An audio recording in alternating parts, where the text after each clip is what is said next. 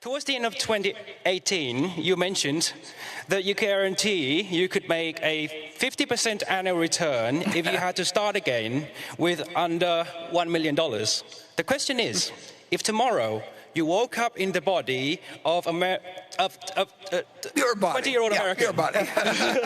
But that's fine. And your name was now Warren a la carte. And you had some money to invest on a full-time basis. What method or methods would you use to achieve that return?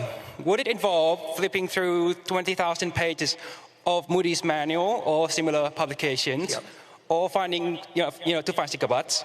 Or would it be hunting for great companies at a fair price as Mr. Munger would? Or would it be a combination of both with opportunity cost serving as the final arbiter of which method to use, given that your investing opportunity has now broadened significantly? Thank you. ขอบคุณครับ Good question. I'm glad you came. And the answer would be, in my particular case, it would be going through the 20,000 pages.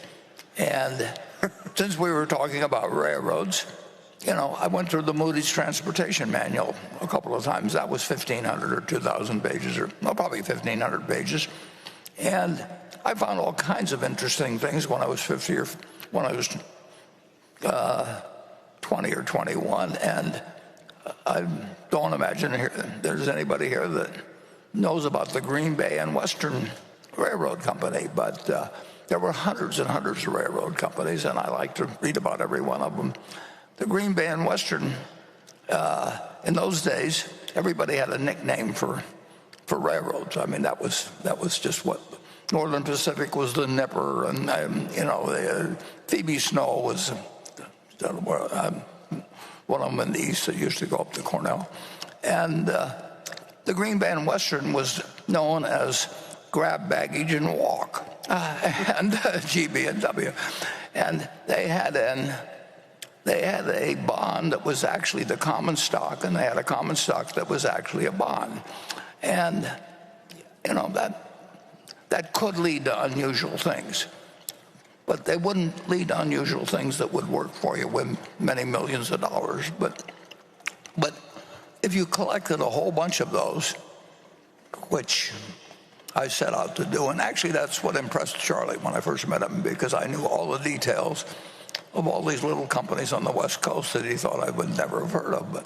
But I knew about the Los Angeles Athletic Club or whatever it might be, and he thought he was the only one that knew about that, and that became an instant point of connection. So to answer your question, I don't know what the equivalent of Moody's manuals or anything would be now, but I would try and know everything about everything small, and I would find something. And with $1 million, you could earn 50% a year. But you have to be in love with the subject. You can't just be in love with the money. You really got to just find it like essentially like, people find other things in other fields because they just love looking for it. A biologist looks for something because they want to find something. And that's built into. I don't know how the human brain works that much, and I don't think anybody understands too well how the human brain works. But there's different people that just find it exciting to expand their knowledge in a given area. I know great bridge players. I know great chess players, actually. Kasparov came to Omaha and met Mrs. B.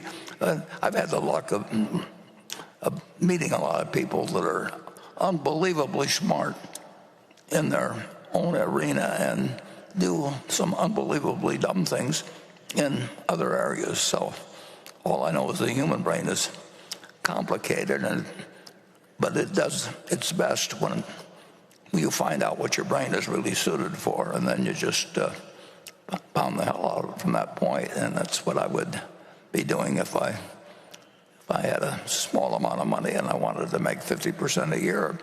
But I also wanted to just play the game, and you can't do it if you don't find the game of interest, whether it's bridge or whether, whatever it may be, chess, or in this case, finding securities that are undervalued. But it sounds to me like you're on the right track. I mean, anybody that'll come all the way to this annual meeting has got something in their mind other than bridge or chess. So I'm glad you came, and come again next year.